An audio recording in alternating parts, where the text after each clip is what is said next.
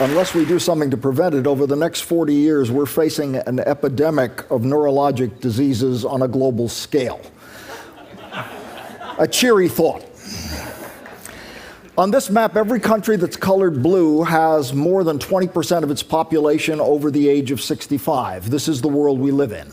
And this is the world your children will live in. For 12,000 years, the distribution of ages in the human population has looked like a pyramid with the oldest on top. It's already flattening out. By 2050, it's going to be a column and will start to invert.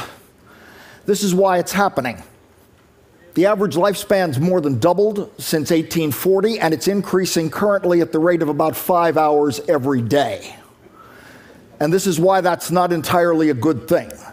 Because over the age of 65, your risk of getting Alzheimer's or Parkinson's disease will increase exponentially. By 2050, there'll be about 32 million people in the United States over the age of 80, and unless we do something about it, half of them will have Alzheimer's disease and 3 million more will have Parkinson's disease. Right now, those and other neurologic diseases for which we have no cure or prevention cost about $1/3 trillion a year. It'll be well over $1 trillion by 2050. Alzheimer's disease starts when a protein that should be folded up properly misfolds into a kind of demented origami. So one approach we're taking is to try to design drugs that function like molecular Scotch tape to hold the protein into its proper shape. That would keep it from forming the tangles that seem to kill large sections of the brain when they do. Interestingly enough, other neurologic diseases, which affect very different parts of the brain, also show tangles of misfolded protein, which suggests that the approach might be a general one and might be used to cure many neurologic diseases, not just Alzheimer's disease. There's also a fascinating connection to cancer here, because people with neurologic diseases have a very low incidence of most cancers. And this is a connection that most people aren't pursuing right now, but which we're fascinated by. Most of the important and all of the creative work in this area is being funded by private philanthropies. And there's tremendous scope for additional private help here because the government has dropped the ball on much of this, I'm afraid. In the meantime, while we're waiting for all these things to happen, here's what you can do for yourself.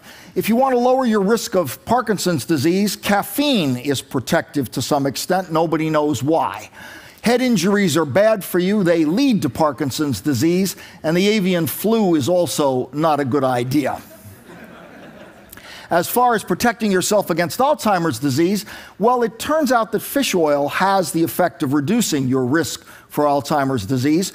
You should also keep your blood pressure down because chronic high blood pressure is the biggest single risk factor for Alzheimer's disease. It's also the biggest risk factor for glaucoma, which is just Alzheimer's disease of the eye. And of course, when it comes to cognitive effects, use it or lose it applies. So you want to stay mentally stimulated, but hey, you're listening to me. So you've got that covered. And one final thing.